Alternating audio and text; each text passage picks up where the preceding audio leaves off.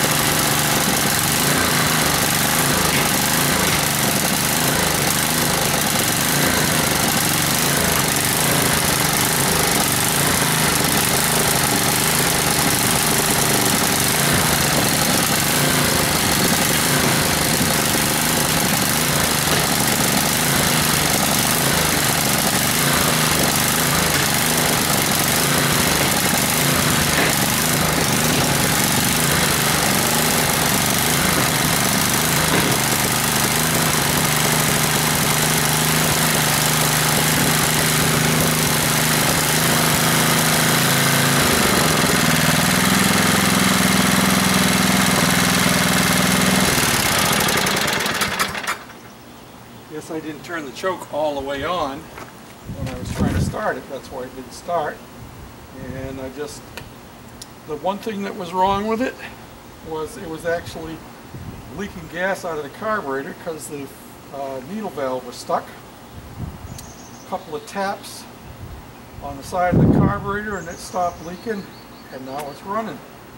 And it starts under its own power if George gets the choke set all the way. Yeah, so I think this is a keeper, or at least a fixer-upper until we get it ready to pass on to somebody else. Definitely needs some work on the front end. I'm going to pull the steering column off and see what's going on underneath there. So that's that one. Then we have this yellow one. Not sure if this one's going to start on its own or not. It did start. It does run.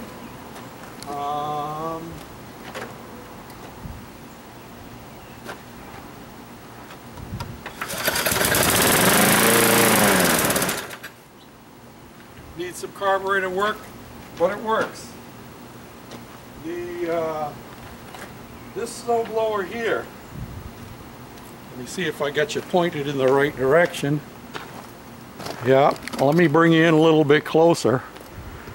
This little, what, I don't know, is it Simplicity or whatever? That one starts, it's a Craftsman, I can see it right on the side. It's a Sears Craftsman. It starts with a shot of starting fluid, so the carburetor needs to be cleaned. The first thing I tried last night was this other MTD snowblower, and I didn't do anything to it. Nothing whatsoever. All I did was pull this back, turn the key on, give it a couple of primes with a choke.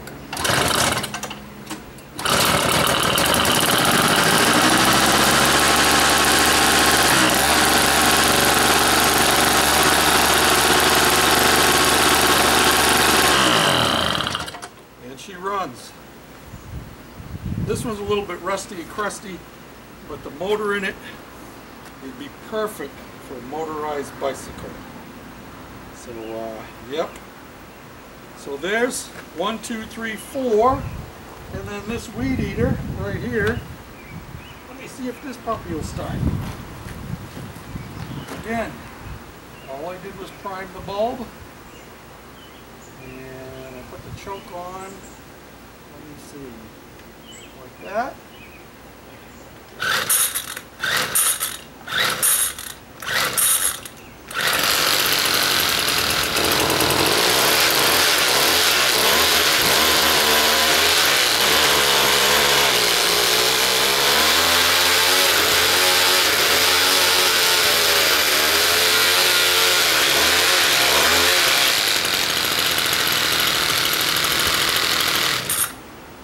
Runs. A lot of vibration. I don't know if maybe the head. Yeah. It is the head. This thing here has one of these dooflickies on it, and only one of them is on there. That'll make it vibrate. So, that's a keeper, or a fixer rather. None of the other string trimmers have I tried. Well, I've given a couple of them a yank, but I haven't really tried to work on them. This mower back here runs with a shot. The snapper runs with a shot of starting fluid. And I haven't tried to start a shot of starting fluid on the lawn boy. Yeah, and I got you pointing off to the side. You couldn't see where I was pointing. The snapper back there, both mowers in the back will start with a shot of starting fluid. And I haven't tried to do anything with a lawn boy because it's 2-cycle, and I haven't got any 2-cycle mixed gas at the moment, so I don't want to mess with that. And that one would be a nice mower. It's self-propelled. So this yellow one is going to have the motor pulled out of it and the rest of it scrapped. Cast aluminum deck, and that puppy is heavy. And that little 2.5 horsepower motor back there has no spark. I tried starting it, but I think if I change the coil on it and make it into electronic ignition or pointless ignition, I'm pretty sure that one will run. So that's all I've had time to mess with today. I'm going to keep working on the different weed trimmers. I have 2 people in need. One, the donor of all of this stuff, and another customer that had asked me to keep my eyes open for one. So that's where we are at with our hoard. And I'm real pleased with the way this John Deere started and ran, and it goes forward and backward. All I gotta do is pull that front end apart. The mower deck engages the way it should be. I've got to bolt the plate back down.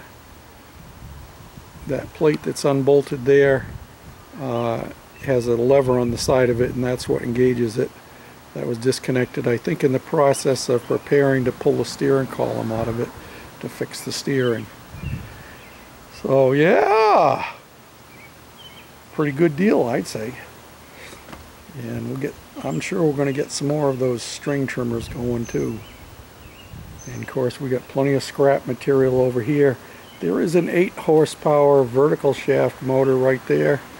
I may try bolting that into the box that I have and see if I can get that one started. Looks like it's had a lot of oil blowing around, but who knows? That might be because it was in the bottom of a barrel that had all kinds of oil in it. But lots of dandy parts. And yeah, so thanks for watching, guys and gals, and until next time, this is George, the Shade Tree Fix-It Man. We're still having a John Kerry day here. A little bit more